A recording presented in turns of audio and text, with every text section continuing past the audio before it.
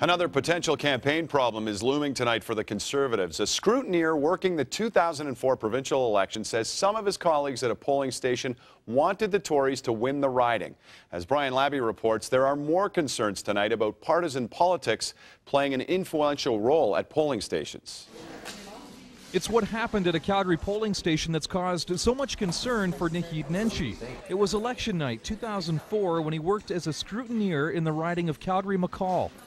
What I was surprised at when I first went in was the fact that the returning officer and the poll clerks were not only chummy with one another, there were sons and daughters and nieces and nephews all together, but they were also pretty chummy with the local Conservative MLA.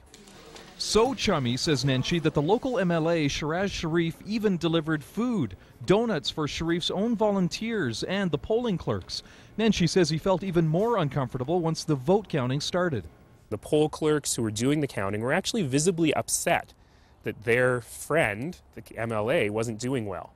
And were saying things like, oh, don't worry, he'll pick it up in other polls, it won't be a problem, and so on. This U of C political scientist says those types of comments made by employees of Elections Alberta are inappropriate. It would be quite unusual for people to be openly partisan if they are employed by Elections Alberta or any other elections authority. Elections Alberta originally said the comments made by its own employees were unacceptable, but now in a statement a spokesperson says Elections Alberta is not prepared to speak further about unsubstantiated allegations regarding the conduct of poll workers in a Calgary poll in 2004. Deputy returning officers are ultimately responsible for what goes on inside polling stations.